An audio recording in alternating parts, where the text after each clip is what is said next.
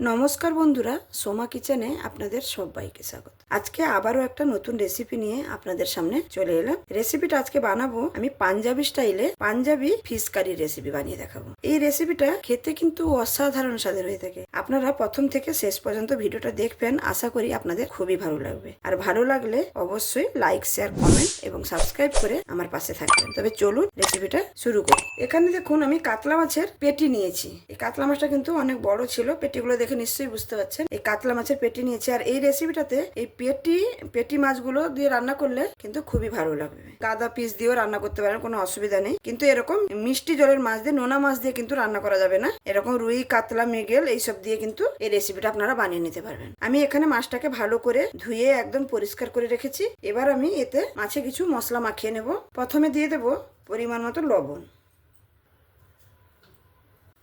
পরিমাণ মতন হলুদ গুঁড়ো, সামান্য একটু কাশ্মীরি লঙ্কার গুঁড়ো, তার সঙ্গে দিয়ে দেব আদা রসুনের 1 চামচের মতন একটু পেস্ট, আর একটু দিয়ে দেব তেল। দিয়ে মাছটাকে ভালো করে এই মশলার সঙ্গে মাখিয়ে নেব।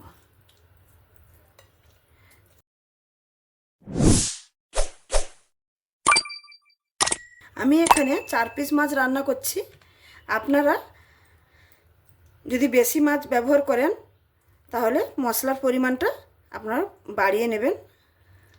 আমি এখানে 4 পিস মাছের মতন মশলাটা ব্যবহার করেছি। এবার মাছটাকে আমি এরকম অবস্থায় রেখে দেবো আধা ঘন্টার মতন। এখানে আমি একটা কড়াই বসিয়ে নিয়েছি। এই কড়াইতে প্রথমে একটা মশলা বানিয়ে নেব।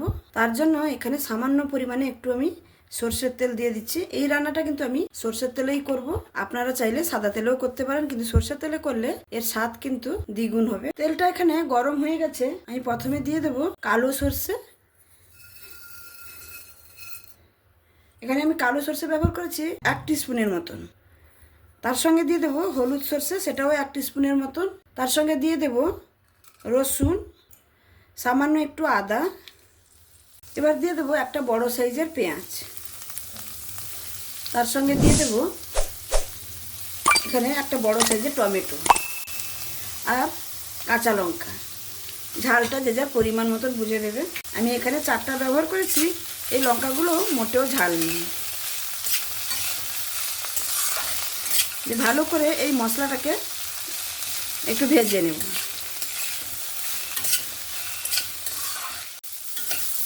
দেখুন আমি এখানে গোটা মশলাটাকে ভালো করে ভেজে নিয়েছি। সব কিছু সুন্দরভাবে ভাজা হয়ে গেছে। এবার আমি একটু সামান্য জল দিয়ে দেব।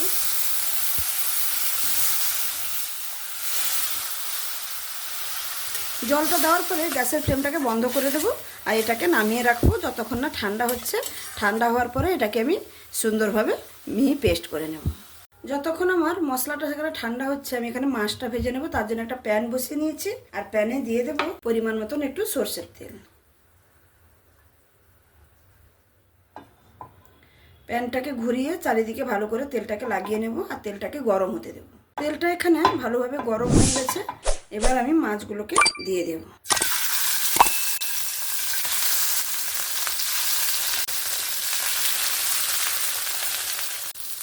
মাছটার এক সাইড ভাজা হয়ে গেছে, আমি অপর সাইডটা উল্টে নেব।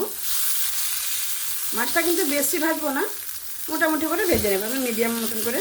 একদম কড়াও ভাজবো না আর একদম হালকাও ভাজবো না, এরকমভাবে মাছটাকে ভেজে নিতে হবে।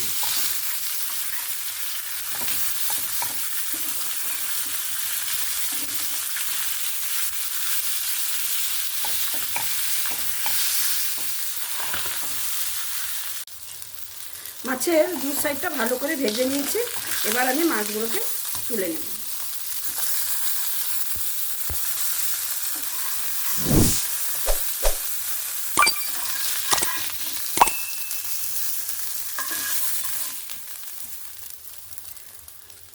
এবার রান্নাটা করে নেব। কড়াইটা ভালো করে ধুয়ে পরিষ্কার করে বসিয়ে নিয়েছি আর দিয়ে দেব সরিষার তেল। তেলটা গরম হয়ে গেছে। এবার আমি ফোড়নে দিয়ে দেবো 5 ফোড়ন। এই 5 ফোড়নের জায়গায় আপনারা শুধু মেথিও ব্যবহার করতে পারেন। তারপরে দিয়ে দেব কাশ্মীরি লঙ্কার গুঁড়ো, হলুদ গুঁড়ো,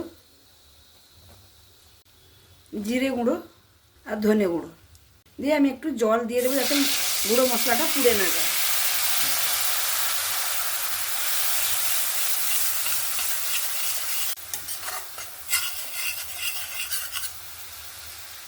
গুঁড়ো মশলাটাকে ভালো করে 2 মিনিটের মতন আমি ভালো করে নেড়ে নিয়েছি। দেখুন এই তেলের উপরে গুঁড়ো মশলাটা দেওয়ার জন্য কত সুন্দর একটা কালার এসছে দেখুন। এবার আমি এখানে বেটে রাখা মশলাগুলো দিয়ে দেব।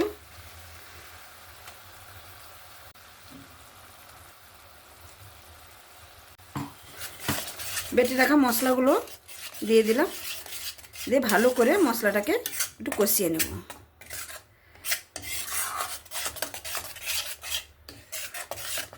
এখানে কিন্তু আমি ঝাল লঙ্কার গুঁড়োটা ব্যবহার করিনি, কারণ আমি কাঁচা লঙ্কা এখানে 4 পিস দিয়েছিলাম আর কাঁচা লঙ্কাটাকে বেটে নিয়েছিলাম, সেই জন্য আমি আর ঝাল লঙ্কার গুঁড়োটা ব্যবহার করিনি। আপনারা যদি ঝালটা পছন্দ করেন তাহলে অবশ্যই ব্যবহার করবেন, কোনো অসুবিধা নেই।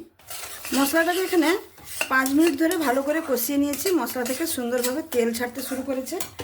এবার আমি যে মিক্সার জারে যে মশলাটা বেটেছিলাম সেই মশলা ধোয়া জলটা দিয়েও আবারও ভালো করে মশলাটাকে আরও 5 মিনিট ধরে আমি কষিয়ে নেব। মশলাটা এখানে যতটা সুন্দরভাবে কষানো হবে রেসিপিটা কিন্তু ততটাই টেস্টি হবে। এখানে মশলাটাকে ভালোভাবে কষিয়ে নিয়েছি, প্রায় আমি এখানে 10 মিনিট ধরে মশলাটাকে ভালোভাবে কষিয়ে নিয়েছি। দেখুন মশলাটা কত সুন্দর হয়েছে দেখতে। এবার আমি এখানে পরিমাণ মতো জল দিয়ে দেব।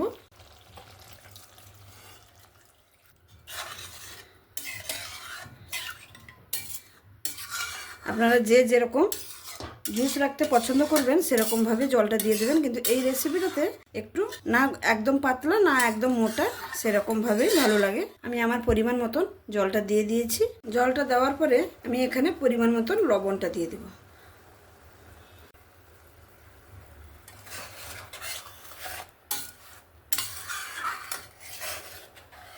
লবণটা দেওয়ার পরে ভালো করে একটু নাড়াচাড়া করে নেব আর অপেক্ষা করব যতক্ষণ না তরকারিতে একটা ফুড আসে। এখানে দেখুন সুন্দরভাবে তরকারিতে ফুড চলে এসছে। এবার আমি মাছটা দিয়ে দেব।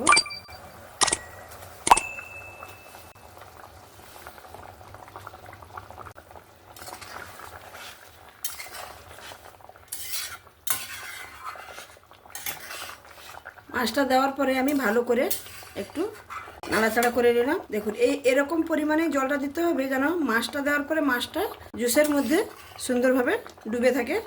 এবার আমি একটা ঢাকনা দিয়ে ঢেকে দেব 10 মিনিটের মতো। 10 মিনিটের পরে আমি ঢাকনাটা খুলে নিচ্ছি। দেখুন কত সুন্দর একটা কালার এসছে।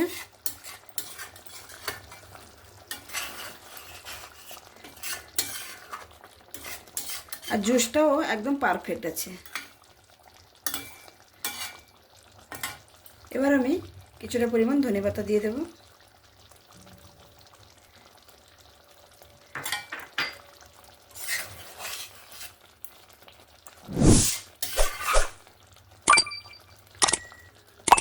ধনেপাতাটা দিয়ে ভালো করে আমি নাড়াচাড়া করে নিয়েছি। এবার গ্যাসটাকে বন্ধ করে দেব, দিয়ে আপনাদের কাছে পরিবেশন করে দেখাচ্ছি।